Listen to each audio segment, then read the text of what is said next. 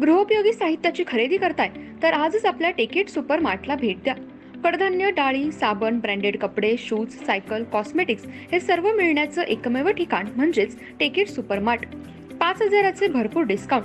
कमीत कमी 4,999च्या खरेदीवर 5 किलोमीटर पर्यंत मोफत घरपोच सेवा. पत्ता पंचवटी चित्रमंदिर जवळ, 332 रोड.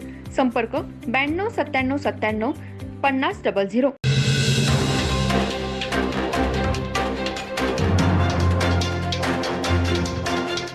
नमस्कार, मी तेजस्विनी मगदूम. एम मराठीमध्ये आपल्या सर्वांचं स्वागत आहे. पाहूया ठळक घडामोडी.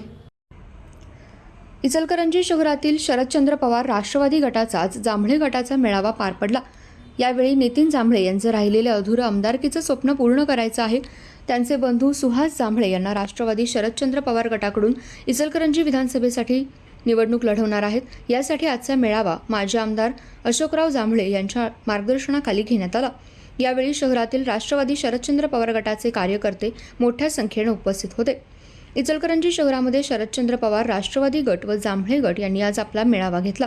नितीन जांभळे गेल्या 25 वर्षांपासून राजकारणात होते. त्यांनी नगरसेवक पदही भूषवलं होतं.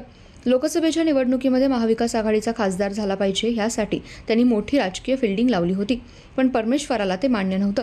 नितीन जांभळे यांचे हृदयविकाराच्या झटक्याने निधन झालं. त्याचबरोबर नितीन जांभळे यांना आमदारही व्हायचं होतं. त्यांचं हे स्वप्न अधुरं राहिलं. त्याची खंत भरून काढण्यासाठी अशोकराव जांभळे यांचे पुत्र सुहास जांभळे यांनी राजकारणात सध्या सक्रिय झालेत. नितीन जांभळे यांचं स्वप्न पूर्ण करण्यासाठी सुहास जांभळे यांना आमदार करायचं आहे असा पवित्रा मेळाव्यामध्ये घेण्यात आला. नितीन जांभळे यांनी आजवर जवाहरनगर, गणेशनगर आदी भागामध्ये व इचलकरंजी शहरामध्ये एक आपली अनोखी ओळख निर्माण केली होती. गोरगरीब जनतेसाठी धावणारा म्हणजे नितीन जांभळे, पण आज आपल्यातून गेल्यामुळे आमदार होता होता राहिलेला म्हणजे नितीन जांभळे. त्यांच्या जाण्याने राजकारणामध्ये मोठी पोकळी निर्माण झाली होती. ती पोकळी भरून काढण्यासाठी माजी आमदार अशोकराव जांभळे यांच्या मार्गदर्शनाखाली आज मेळावा पार पडला. तसेच मेळाव्यात सुहास जांभळे यांना राष्ट्रवादी शरदचंद्र पवार गटाकडून तुतारी या चिन्हावर महाविकास आघाडीकडून येणारी इचलकरंजी विधानसभा निवडणूक लढण्यासाठी घोषणा करण्यात आली. यावेळी राष्ट्रवादी गटाकडे तिकीट मागण्याची महाविकास आघाडीकडून सध्या जोरदार चर्चा सुरू आहे. सुहास जांभळे आमदार झाला पाहिजे अशी घोषणा जांभळे समर्थक व भर मेळाव्यामध्ये देण्यात आली. यावेळी विविध मान्यवरांची भाषणं झाली. यावेळी सागर चाळके बोलताना म्हणाले, आपल्यामध्ये लाडका नेता नितीन जांभळे यांच्या जाण्याची पोकळी निर्माण झाली. ती पोकळी सुहास जांभळे भरून काढतील व येणाऱ्या काळातील आमदार सुहास जांभळे होईल असा आत्मविश्वास वर्तवला.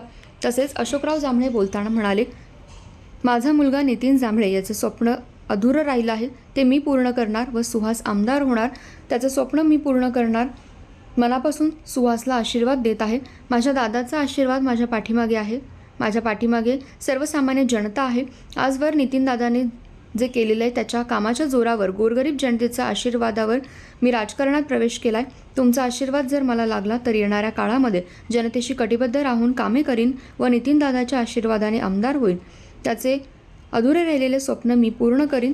यावेळी स्टेजवर नसल्यामुळे नितीन जांभळे यांच्या जाण्याने पहिलाच हा मेळावा घेण्यात आला होता. काही जणांच्या डोळ्यात अश्रू अनावर झाले होते. एकच दादा, नितीन दादा, सुहास दादा, आमदार दादा अशा घोषणा जांभळे समर्थकांनी दिल्या.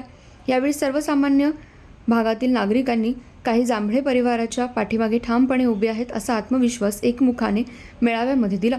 या मेळाव्याला माजी आमदार अशोकराव जांभळे, माजी नगरसेवक सागर चाळके, युवा नेते सुहास जांभळे व जांभळे गटाचे कार्यकर्ते मोठ्या संख्येने उपस्थित होते.